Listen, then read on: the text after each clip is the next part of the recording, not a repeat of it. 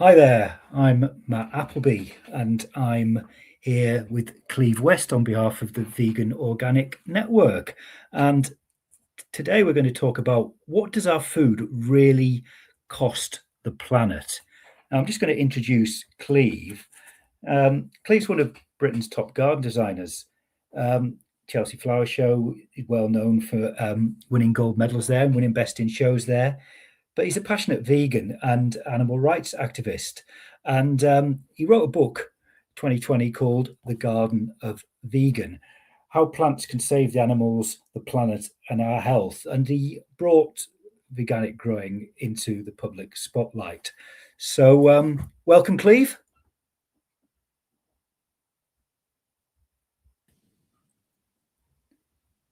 Can you hear me? Yeah, I can hear you good. Yeah, how are you doing? Good. I got nervous. I suddenly thought I got lost in the ethers.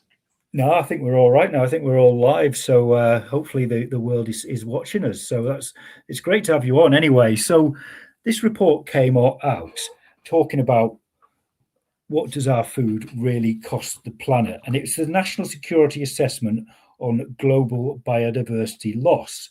It's a government report, quite a heavy government report about national security, and it was a really important report when it came out a couple of months ago, early in 2026. But we kind of thought, where's the reporting on this?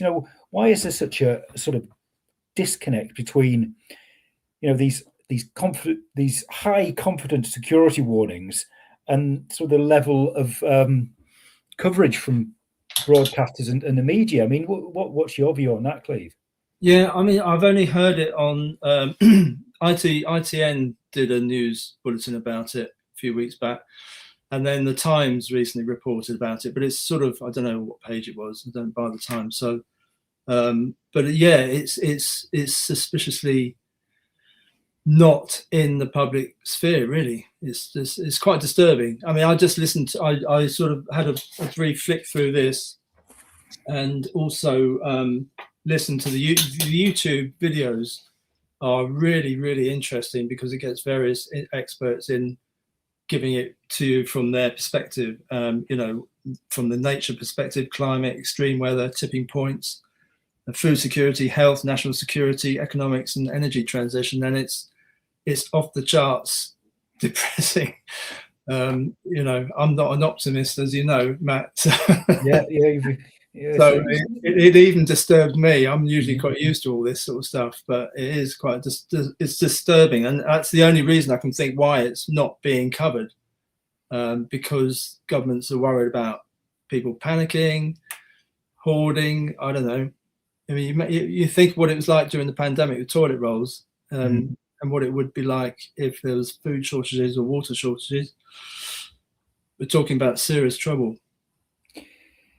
Yeah, so it looks like the media isn't desperately keen to cover this type of thing, and this report in particular. But given the report identifies food production as the most significant cause of terrestrial biodiversity loss, how can we reconcile the need for domestic food security with the ecological restoration required to prevent the sort of collapse that threatens it? I mean, what can we do? Well, we need a systemic change, really, a systemic sort of integrated approach to farming that balances our immediate food needs, with a long-term sort of ecological resilience. And when you think that animal agriculture in the UK takes up 75% of UK farmland, but provides us with just 18% of our calories, and that we have to import 40% of our food, it doesn't sound like a very secure system to me at all. So a shift to a plant-based system, as we all know, is the sensible answer, and that would free up a staggering 75% of UK farmland to be returned to nature, and we could still be a lot more self-sufficient than we are now with farming on fertile lands.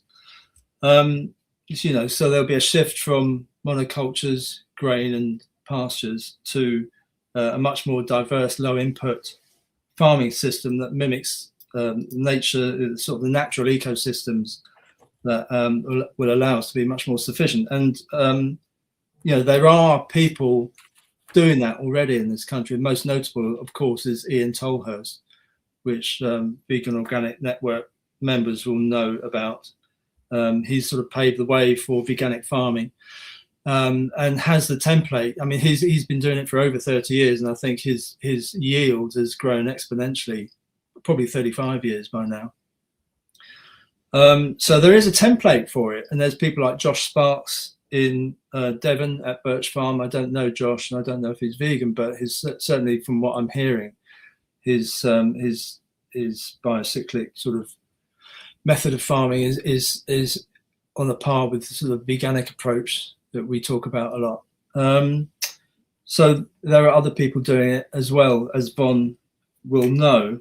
And, so it's not like we don't have the knowledge. It's just trying to persuade people that this is a good idea, and this is actually becoming almost like a critical knowledge for the future of, it's an existential situation coming at us, with the headlights on, basically.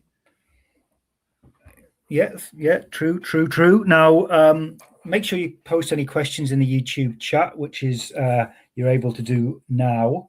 Now, just to carry on with the questions, the report warns of a future where states securitize food and water. And that leads to potential interstate conflict, things like damming rivers to make sure you've got enough water in your country. So and we're a nation, as we've heard, is reliant on global markets for 40% of our food. We only grow 16% of our fruit, only grow 55% of our veg. And we've seen with, conflicts like in Iran, even some of the inputs like fertilizer, which are used for sort of mass agriculture, suddenly become under stress. And then suddenly the supermarket shelves are empty. And we saw that during COVID as well. So what are the ethical and practical implications of the UK for competing for resources against more vulnerable nations? I mean, are we offshoring our issues?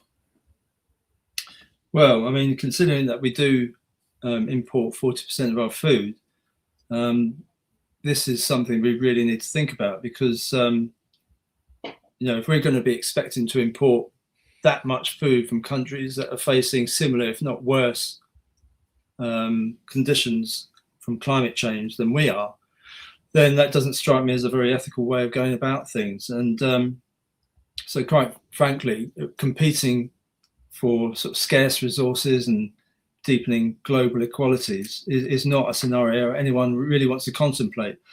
And it sort of verges on a sort of dystopian Mad Max scenario. And I mean, we have an allotment. I'm thinking that we can grow our own food and we'll be all right. But I mean, I hardly have enough time to make it really productive to a point where we're self-sufficient. And even if we were, in a future where there's going to be potential trouble in terms of protecting food and natural resources, our stuff gets nicked off the allotment already, let alone in a situation where we've got real proper food shortages in the world. So I don't know, aside from sharpening my rusty implements at the allotment, I think we've got to sort of prioritize the population security, while sort of, we don't really want to undermine, we don't really want to start thinking that other countries are going to come to our aid. We need to be a lot more resilient and a lot more prepared. And I think a plant-based system actually paves the way to a much more resilient future. Well, that's what I think at the moment. The UK is a relatively wealthy country compared to some of the others who are actually supplying us with food. And so we sort of have a moral responsibility to not exacerbate the situation that they're going to find themselves in at some point in the future. No, well, I think what the report says is basically what you're saying there, and this is a government report. I mean, it's this report assessment says the UK can't be self-sufficient based on current diets, and wholesale change is necessary, which is exactly what you're saying, and this is what the government report's saying. So, Well, how should the government and the media communicate the necessity of these shifts without triggering a public backlash or political polarization? We'll talk a bit more about that backlash later. But how can the government get this across that this is something which is required? Yeah, that's the billion-dollar question, isn't it? It's a real. I mean, we know the answers. It's just that such a political hot potato. We've even got a potential vegan MP, by the way of Zach Polanski, and I bet he's going to be nervous about sort of bringing it to the fore.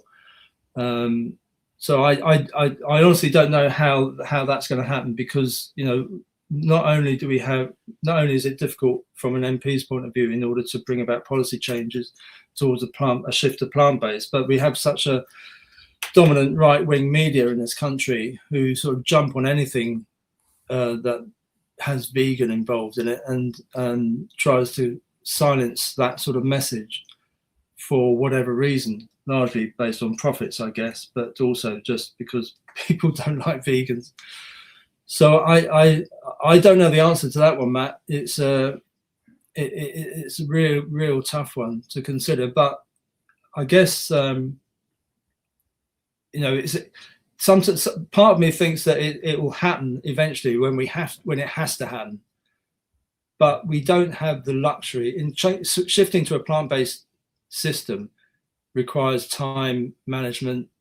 Helping farmers transition to plant-based systems isn't going to happen overnight, as we all know. But some of the problems that we're expecting to face could happen quite quickly with certain tipping points that are coming to the fore. Who was the guy who talked about tipping points in that in the new YouTube videos? Professor Tim Lenton.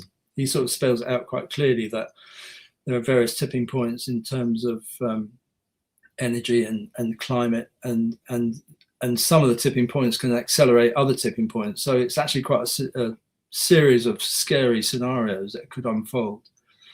And we don't have the luxury of time. That's my main worry. I mean, I think eventually, if we had all the time in the world, I think eventually the world would go vegan, but I don't think we've got time to do it. Sorry to be so doom and gloomy, but that's my nature. You said that. I mean, I'm interested in this media question because you've been a high profile figure in the media. When you win Chelsea Flowers show, that's what happens. You become a high profile figure in the media. And when you brought this book out in 2020, I had a book out at a similar time, and it seemed like people were quite interested then in the mass media, and I got quite a lot of coverage. Most of it was fairly positive, and probably the same for you. But I think things have changed in more recent times, and like you say, that right-wing press, they'll run anything which sort of runs down vegans. Well, what's happened, do you reckon? Well, I think the animal agriculture industry has been very clever with some of their marketing and propaganda. I mean, let's face it, they spend millions. I mean, us vegan activists, we just do it for love. We don't earn money from it. But the animal agriculture industry has got so much money behind them in order to put out misinformation and influence people. And they spend a lot of money lobbying governments to make sure that they can protect their profits. It's a very, very difficult thing to fight against. I think that the only way that it can be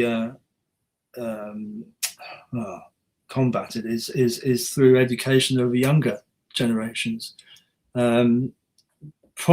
Ideally, like primary school children upwards, but because they've got parents who won't agree with a vegan ethic, I think you're going to have to concentrate on university students, and you have plant-based universities or plant-based unis who are doing fantastic jobs bringing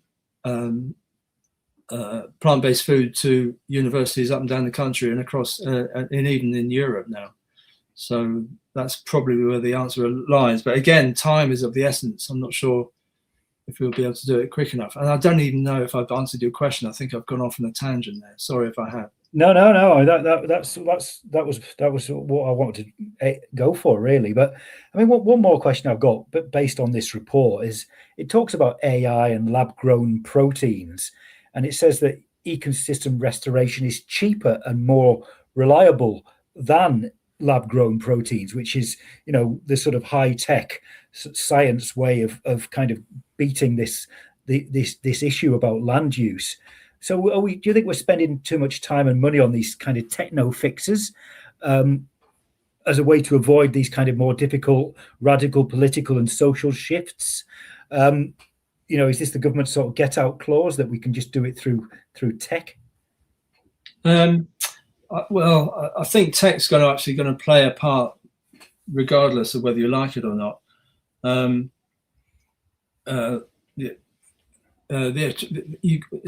Lab-grown meat, for example, if we can make advantages in that, it's going to help a lot of people transition. People who think they can't actually live without eating animals, that's going to help them hugely. I mean, I know it helped me a little bit when I've sort of transitioned over to being vegan, and I still sort of use it in order to influence others to go vegan, but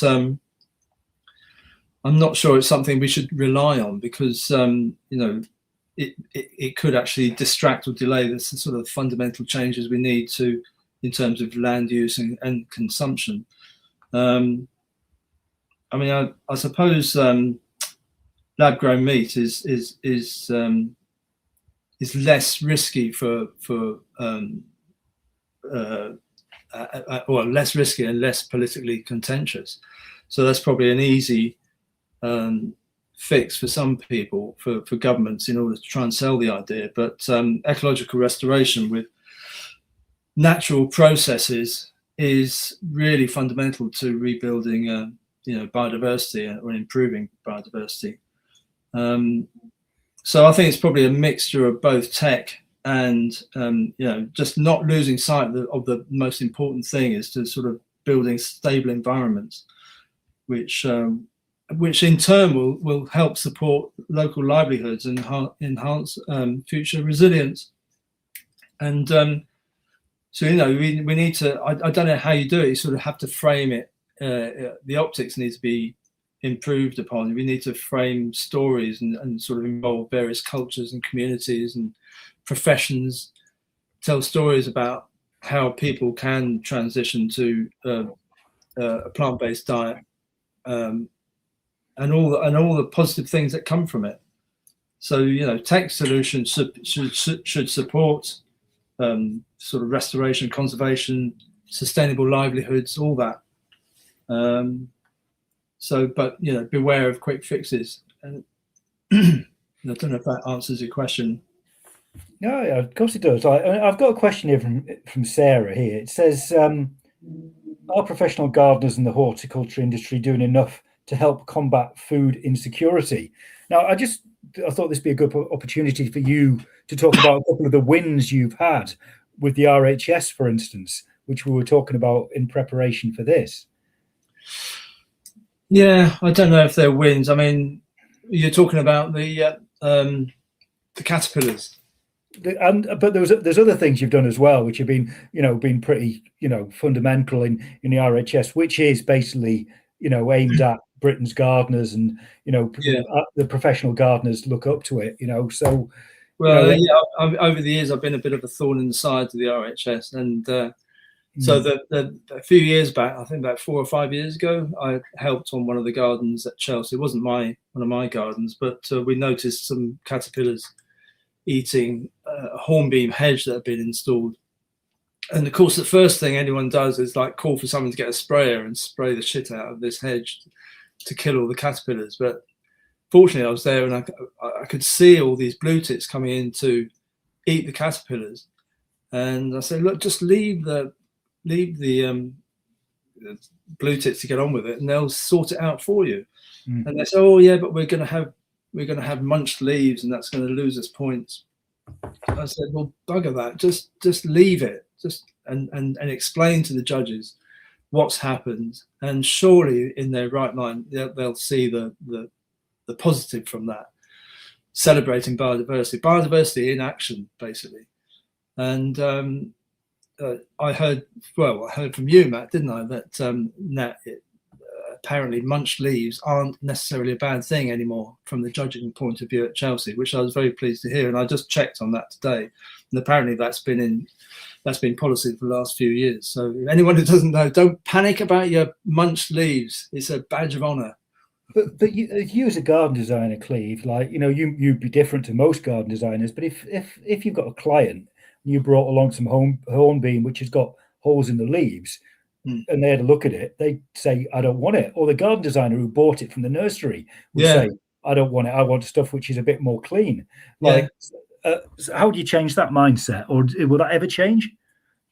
I think it will change slowly. I think there's huge interest generally among gardeners I know in terms of biodiversity. I mean, people are noticing the collapse of biodiversity. I mean, everyone's noticing, everyone's talking about it. And there's a new generation of gardeners coming into the frame who are obviously going to reap all the shit that, sorry, I must stop swearing. That's going to reap all the bad news that's heading our way. And they understand nature. They're looking at nature's cycles and understanding a lot more than we ever knew about when we were studying gardening and garden design. So it's encouraging from that point of view. So I was going to tell you something else. Sorry, I lost my train of thought. You've had a couple of other wins with the RHS as well. I mean, I know you got it into their sort of strategy, didn't you, to be vegan or to offer vegan food? Yeah, I've been nagging them to provide plant-based food at their shows and events, and they're very nervous about losing their membership, because membership is in sort of my age bracket, which they're least likely to go vegan. So I can understand. 600,000 members, yeah. How many? 600,000 members. 600,000. Yeah, I can understand that, but on the other hand, you've got to look to the future. If they want new members, and if you have a younger generation coming in who are much more savvy on some of the things that are coming our way, then they've got to look to the future and they've got to provide for it. And to be fair to them, they did actually, I said, well, don't even talk about it. Just do it. Just present plant-based food at Chelsea and don't tell anyone. And to my astonishment, when I did Chelsea in 2023, they actually had a whole plant-based food restaurant. They didn't even tell me about it. But sadly, they didn't make enough money for it, and so they ditched that idea. And guess who reported on it with great glee? The Right Wing Press. Yeah, exactly.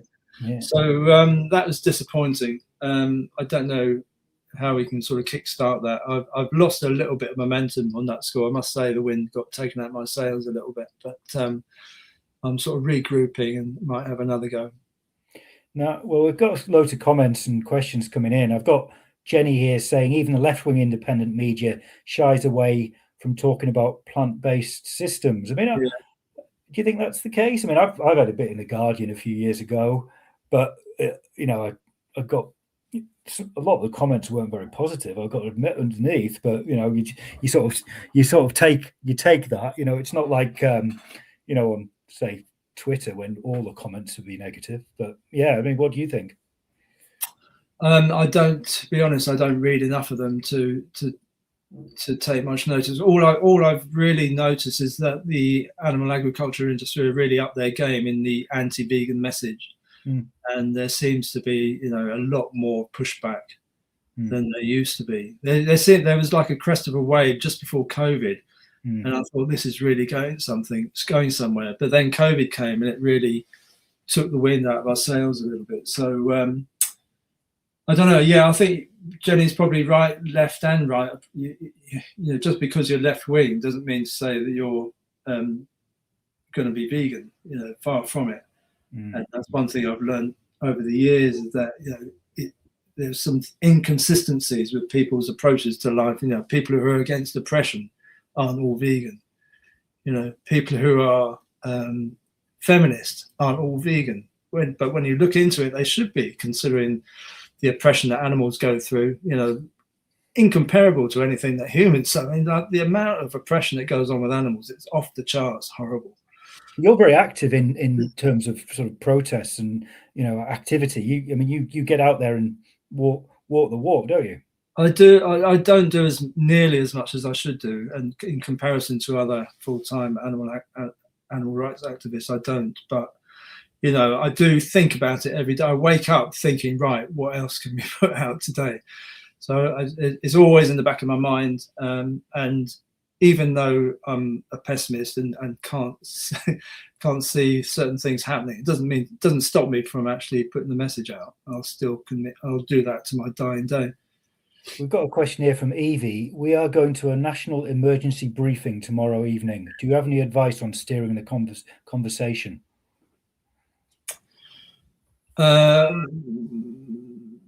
National emergency briefing. Oh, okay. What is that? A separate event to? Is it what? Is it talking about this? I'm not sure, but she says there will be some at the briefing advocating that locally sourced beef is sustainable and better for the environment and the vegan diet. Which yeah, you see, the trouble is that the regenerative agriculture. When anyone talks about regenerative agriculture, they're always referring to regenerative beef farming. And if you're talking about beef, I mean, beef takes up huge amounts of land, and if you want to feed everyone on a regenerative beef diet, it's going to take probably 3 times more land, and there just isn't the land to do it. So even if it was a fix, which it isn't, I mean, there might be marginal improvements in terms of carbon sequestration, but it's not a fix. It uses up so much land. It's really land hungry. So anyway, I really, you know, it's really annoying that you've got huge, you know, places like NEP who are very, very influential among the gardening fraternity. I mean, to be honest, I thought that the horticultural industry would be a fantastic. This is why I wrote the book. I thought the horticultural industry would be falling over themselves to go vegan, because it's all about plants, for God's sake. You know, it's so frustrating to me. I get so angry with people who tell me how much they're interested in the environment, how much they want to save biodiversity, and then they're munching into a hamburger or a bacon sandwich. I mean, they're so disconnected from reality. It's really bores my proverbials. Sorry. No. I mean, I think everybody listening will agree with you. And I've got another question here, right, which is from Jacqueline Billy, which says, do you think cultured meat could save not only animals but the environment? I mean, is cultured meat a good thing? I've got to admit, I would not eat cultured meat, just kind of because I wouldn't. But like, for a lot of people, like we touched on it before. It might be a good sort of stepping stone. Yeah, I wouldn't touch it either. But yeah, I would, if it helps reduce animal suffering, then I'm all for it. Yeah, it's a funny thing, isn't it? It's like the smell alone just puts me off, you know. No, true enough. Right, we've got here from Island Veganics. Hi, Cleve and Matt. Gina here. Unfortunately, we need to collectively, as vegans, create the alternatives. Farms need to be bought by vegan cooperatives, then turned into productive examples, and then showcased. Well, we're trying to do that in the mag, which has just come out today. Make sure you get a copy. We profile people like Lawrence Candy, who's, you know, doing arable farming in a veganic way, but few and far between. But collectively, buying farms and showcasing them. I mean, I think that's that is the way ahead. I mean, what do you think, Cleve? Yeah, brilliant idea. Hi, Gina. Thanks for tuning in. Gina organises the vegan land movement, which is a fantastically successful way of fantastic form of activism, really, and you feel like you're doing something positive, buying up land from dairy farms and rewilding them, either letting them to go back to their natural state or actually helping them along, in particular with wetland forests. And so I've done a lot of tree planting with Gina, and she's got a veganic croft up in Scotland growing hazelnut, growing cob nuts. So yeah, I'm all for that. You know, buying up, if we can, stealing land or buying land from, taking it away from animal agriculture and turning it back to nature or farming in a veganic way, brilliant. And it amazes me that Ian Tolhurst doesn't get much more publicity than he gets. I mean, I know he gets a fair bit, but you know what he's done at Tolhurst Organics is staggering. And you know, why aren't the RHS, why aren't Kew Gardens sort of talking to him or showcasing what he's done there to help others transition? I mean, Ian does help other farmers transition. But why isn't it reported? It's bizarre. It's a good point about Tolly there, and it brings me on to another question here, because Tolly was picked up quite a bit in George Monbiot's book from a couple of years ago, Regenerative, and we did a video a bit like this with George Monbiot a couple of years ago, and that was great because he got quite a bit of coverage in that. And I don't know, did he? But the question here from Growing Green Videos is, what about George Monbiot's idea of precision fermentation? Like, George did talk quite a bit about that in his book as a way of you know, supplementing the vegan diet, or you know, part of the vegan diet, which is, you know, seems, you know, quite a good way of thinking. I mean, what you got any views on that, please? Yeah, I did read the book, and I did. You know, I can't remember. I'm getting old, Matt. I can't remember exactly what that was. Is it like a it's like a fermented protein or something? I can't remember exactly what it was now. A biotechnology that programs microorganisms like yeast to produce specific high purity ingredients like proteins, basically. Yeah. No, I'm all for anything. I think, you know, it's got to be a mixture of lots of different approaches and lots of different products, and there's no one silver bullet to fix everything. So I think a combination of various approaches is going to help this transition. My only worry, as I said before, is time. We need to be doing this like yesterday. Right, I've got another question here from Anne Can. I work on a vegetable farm that uses slug pellets. If they don't use them, we can lose an entire crop. Do you know what the veganic solution is? How do we protect our crops? Thanks. Last summer was great for crops, not many slugs, very dry. Some before very wet. And I kept planting stuff on my allotment, kept getting eaten, and I wasn't doing it professionally. So it didn't really matter to me. But if you do it professionally, it does matter. So what do you reckon, Cleve? Yeah, I know this. I mean, we have an allotment, and you know, depending on what the weather's doing, we can lose a whole load of stuff. So I see the pain involved there, especially if you're doing it for a living. So I don't have an answer, like a proper answer for you. All I can say is that when we do plant, we try and watch the weather. I mean, I'm sure you do this anyway. You sort of watch the weather, so if you know that there's going to be a 2-week window where it's relatively dry, you can get your seedlings or your plug plants in, get them off to a certain height before you get any significant slug damage. And we at the allotment, we handpick slugs. We don't kill them. But yeah, I sympathise with you know, having to do it from a commercial point of view. It must be a huge conflict for anyone who's vegan. No, it's a question that comes up regularly on the Vaughn's, you know, question time, and obviously everyone talks about the sort of ecosystem you can create, and Tolly's very good on that with his beetle banks. And also Josh Sparks. I mean, you know, by having a huge, diverse range of plants, you know, everything helps each other. So that and also it's like holding a nerve. Like, I can't remember. I read somewhere that someone was gardening, they suddenly got infestated with some insect which was ruining the crop, but they held their nerve, and eventually birds came and ate whatever aphids were eating the crop. So I mean, you know, as allotments and amateur growers, we have the luxury of just not worrying about it. We can just go down the supermarket if everything gets eaten. But if you're a commercial grower, that's a different different situation altogether. So, yeah, I wouldn't judge anyone on that. No, good stuff. Now, I've got another point from Alison. Hang on. I'm still here. Well, sorry, someone's going to set the alarm off. No worries. Well, the point from Alison is, as you understand it, a munch leaf makes a plant produce different chemicals to protect itself, and that in turn makes a plant more nutritious and medicinal for us to eat. Wow, I didn't know that. Did you? No, but that's good. And if the RHS really is judging, saying if your plants are nibbled a bit, then that will all trickle down, won't it? And people will think a nibble plant is not an ill plant. Yeah.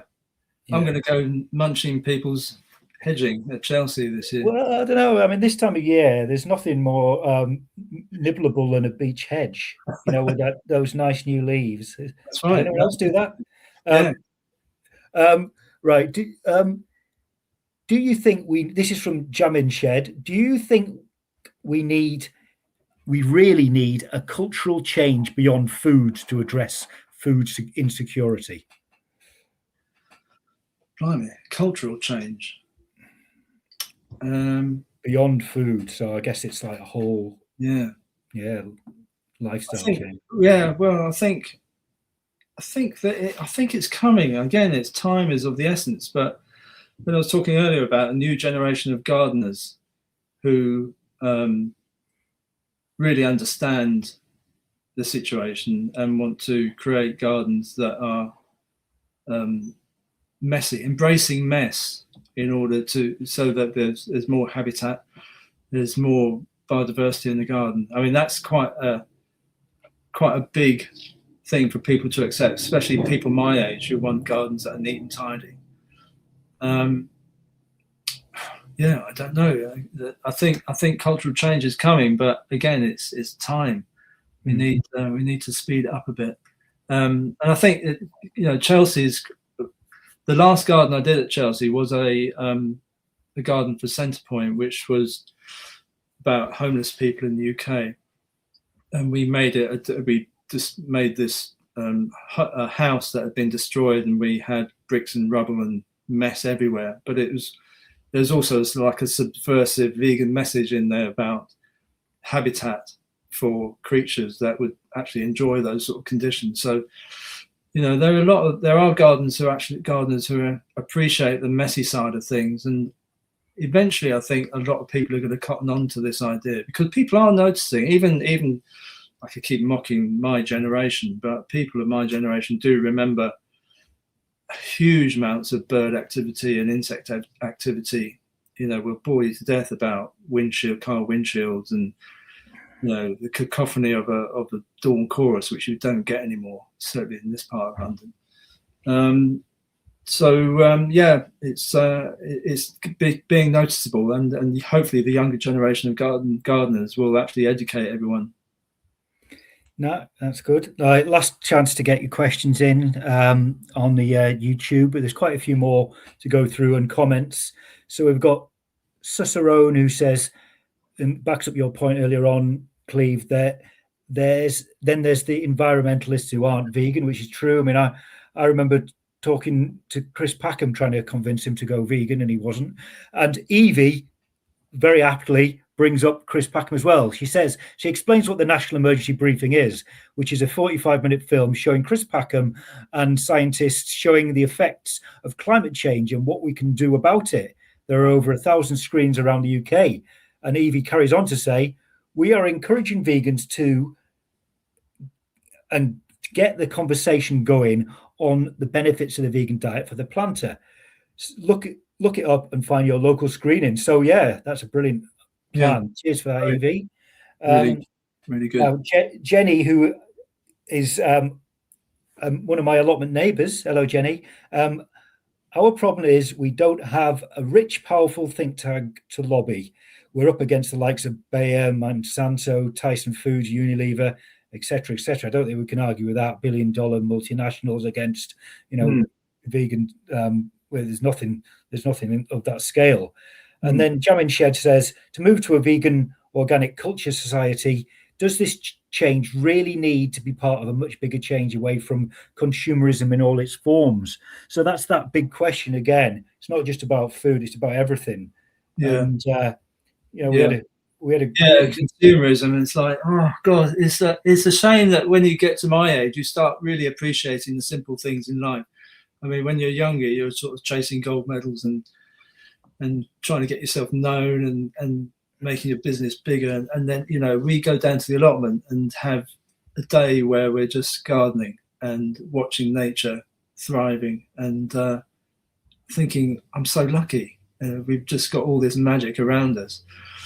And we don't need, that's all we need really to be happy. And you see other people with like they can't be happy unless they're traveling somewhere or spending a lot of money on something.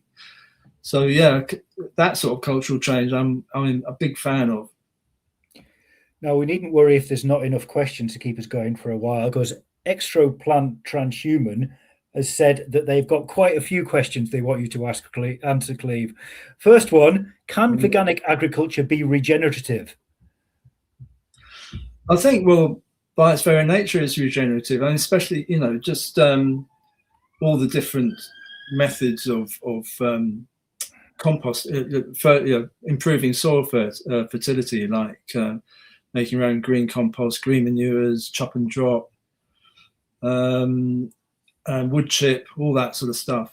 And all that, it's all, you're not bringing anything into the site apart from maybe wood chip, as long as you know where it's coming from and the right sort of wood chip. But if you can actually have a closed system like Tolly has at Tolhurst Organics, then surely that's regenerative, isn't it? It's sort of a self-fulfilling cycle.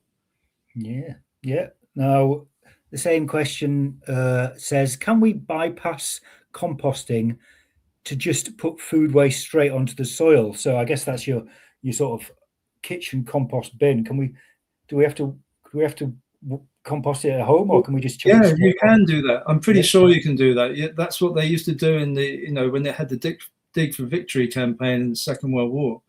I'm sure people were encouraged to do that sort of thing. So yeah, some of the old methods are some of the best.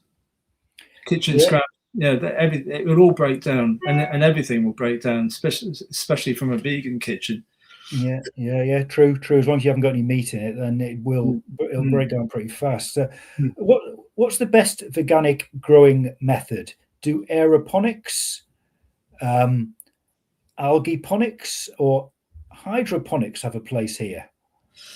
I'm sure. Yeah, actually, I'm sure that does. I'm not an expert on that side of things, but certainly with urban farming could be one of the solutions to becoming more self-sufficient. If we have, it's like vertical farming, we can grow beans. You know, there's a hugely beneficial nitrogen resource. I'm sure there must be someone who knows much more about this. I don't know much about it at all, but yeah, urban garden, urban food, that sort of interests me.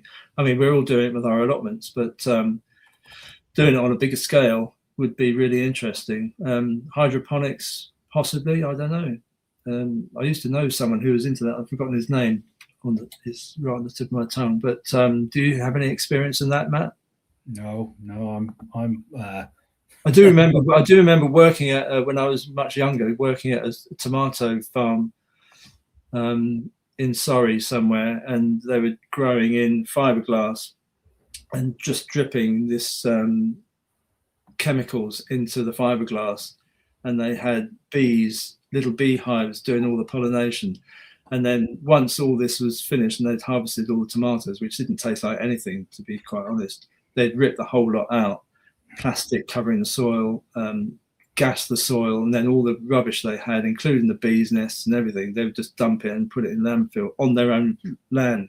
It was disgusting. That's pretty much what I think turned me vegetarian at the time, and started looking into organic gardening after that. It was just so disgusting. We've got a comment here from Can. I'll have to visit Tolhurst Farm to figure out how not to lose crops without using slug pellets. Solidarity to everyone in these difficult times. So thanks for that. We've got a couple of last questions here before we wrap up. where can we buy veganic seeds? This is a question I think we've answered on the question time before, but is there any way you use, Cleve? Oh gosh, I use Real Seeds, Real Seed Company. Yeah. That's where I get most of my seed from. I don't know if they're vegan, but they're organic at least. There's a couple of places I think we've mentioned in the past. Beans and Herbs is one business, and Organic Gardening Catalogue from Garden Organic is another. But there are others which. Is that something that Von could sort of organise? Seeds would be a great. Wouldn't that be a brilliant resource to have a seed library? That is a really good plan, right? Dan, that's one for you to get onto. We've got just a couple more questions. What's the role of microbes in veganic growing methods? Gosh, yes, microbes are so interesting. We had a day with Eddie Bailey last year with a client, and it's absolutely fascinating. I mean, when I was younger, going to the moon was like big on my list of things I wanted to do.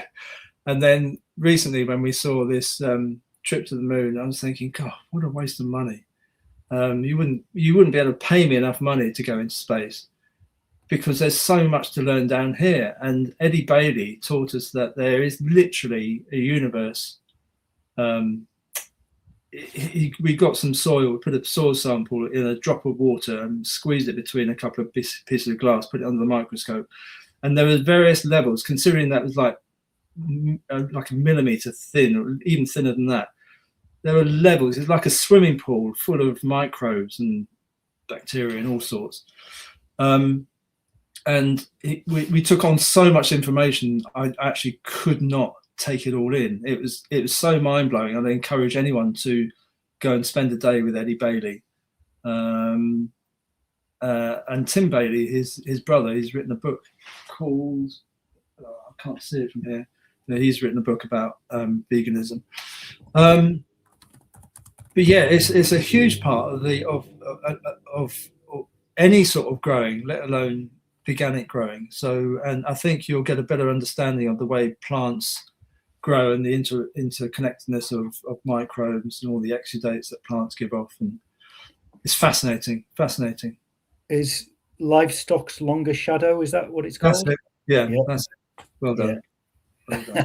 Right, we've just got a couple more questions and a few more comments. Highland Veganics has said we need to shift to perennial veg, more resilient plant crops like Good King Henry, Fat Hen, etc. Slugs finds these plants unpalatable. Basically, we need to look at plants that can grow and survive mollusk insect predation, climate change. Plant resilience is paramount, or very relevant things to say. And yeah, go on. No, you keep going. Sorry. I was going to say, yeah, and also all Good King Henry and nettles and weeds got so much more nutrients in than regular vegetables. Whether or not they're obviously not always as tasty, but that's one area I've decided I need to learn more about, is what's in our weeds and how I can bring them to the kitchen. It's a really interesting topic. We've got a few manure questions. One, can rescued hen chicken manures be used to fertilize, and like human manures as well? Like, there's a couple of questions around manures. I don't know what your view is, Cleve, on those two. I don't really have a view on that. I mean, I wouldn't. I always wanted to keep. Well, we used to have chickens when I was a kid, so I always wanted to keep chickens, but obviously that went out the window once I became vegan. But rescue ones, I can't see it. If it was me, I probably wouldn't use them from a health point of view. I don't know what diseases you might be able to get from chicken manure, but I probably wouldn't use them. But if you're a vegan and looking after rescued hens, I wouldn't judge someone for doing that. If it's fertility. I don't know what anyone else thinks. It's a funny sort of grey area. And Jam and Shed says, do we need to use our pee and poop as part of this change? Wasted nutrients are presently damaging river life and using energy to process them. So can we do that? That's always it's always a question. Well, Yeah, sometimes night soil, they used to call it in the Second World War, isn't it? Night soil. Yeah. Certainly, yeah. I'm a big fan of that. I sort of have a pee in a bucket and sort of use that at the allotment, but I haven't actually done number twos and used that. So it might be something to explore. I'm not squeamish about that, so I would certainly have a go. But I need to get a composting toilet to do it properly. I'm not going to do it in a paper bag or something. Okay. Another question here. Are some plants better for growing veganically than others? Like ones that produce their own fertilizer and have symbiotic relations with microbes and lichens and stuff like that? That's another one from Extra Plant Transhuman. Like, what do you think? Well, beans, pulses come to mind that, considering that they're nitrogen fixing. So that would be top of my list, I guess. I don't know. What else do you think, Matt? God. Well, when I did my book, I was keen to talk about nutrition. So I thought I went on about plants that have more protein in and more iron in, stuff like that. I thought, like, let's try and grow plants which are like, people always say, oh, you could, if you're a vegan, you're going to die of lack of iron or lack of whatever. Well, and I said, well, there's loads of plants like spinach, whatever, which have got loads of this type of stuff in. So let's like grow loads of them and, not worry so much about less nutritionally dense plants. Have you actually tried growing lentils or chickpeas or anything like that? I haven't, but a guy on our allotment does. And yeah, I mean, in the show, he sort of puts them out and wins a prize. I only ever win the ugly vegetable prize. Yeah, I need to up my game in that department. But I'll be interested. I try and grow a new thing every year, and that would be one that's further down my list because it might be quite hard. I don't know. Is it hard to grow lentils? Yeah. I guess to grow a decent amount that would be quite difficult. Yeah, yeah, it would be. Yeah. The herbery in Wiltshire says most of her seeds are veganic, so that's the herbery in Wiltshire. Okay. Herbery. Would wildlife inputs be considered veganic? That's a reasonable question, isn't it? Like if you've got like a deer running around wild and you sort of stick its manure in a bucket, is that all right? I don't think the vegan police are going to come around and tell you off about that. Yeah. So, no, it's good. I guess another slightly grey area, but like if you're producing enough of your own compost, which you probably can do, Yeah. What I'm interested in is rewilding projects like NEP. Yeah. I do know someone who's got cows on a field, and the cows aren't going to be killed. They're going to live out their lives. So it's quite an interesting. I'm quite interested to see what benefits that I haven't been to see them since the cows were introduced, but I'm keen to go and see them to find out what ecological benefits there are from having ruminants on your land. Because the vegan land movement, we don't have. They don't have animals. They don't introduce animals. Put it that way. It's just left for nature to self-manage. But I'm curious as to what benefits that ruminants bring to land in terms of disturbance. I wish that places like NEP didn't kill their animals. There we are. No, true. I mean, as you say, they are very high profile. Right. Another question. We're getting very near the end now. Is there an intersection of native plants with veganic growing? Oh, that's a good question. Native plants.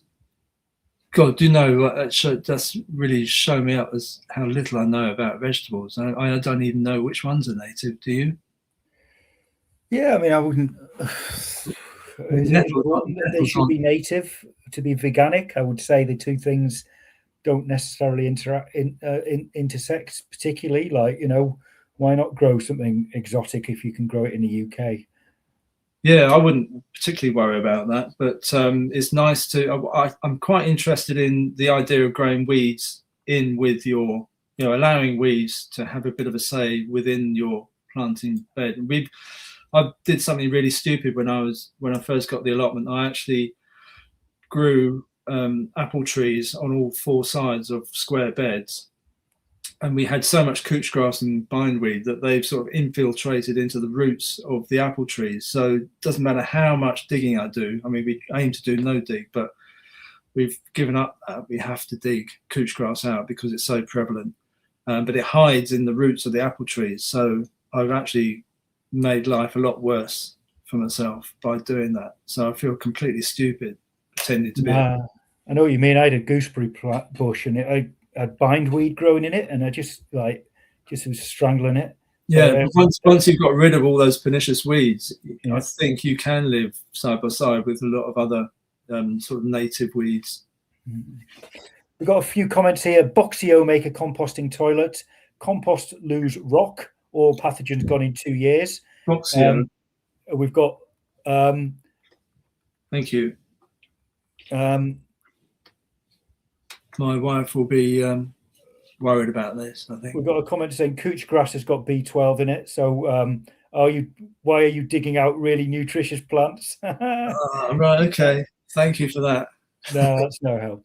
Right, I'm going to stop there because you've been absolutely brilliant, Cleve. It's been fantastic having you on talking about this report, which I do urge you to go and see. It's on the link. So I'm Matt Appleby, and I've been talking to Cleve West for Vegan Organic Network, and we'll no doubt do another one of these fairly soon. But see you at Chelsea for a bit of beach hedge munching. Yeah, for now, thank you and goodbye. Cheers. Bye-bye. Thank you for listening, everyone. Bye-bye.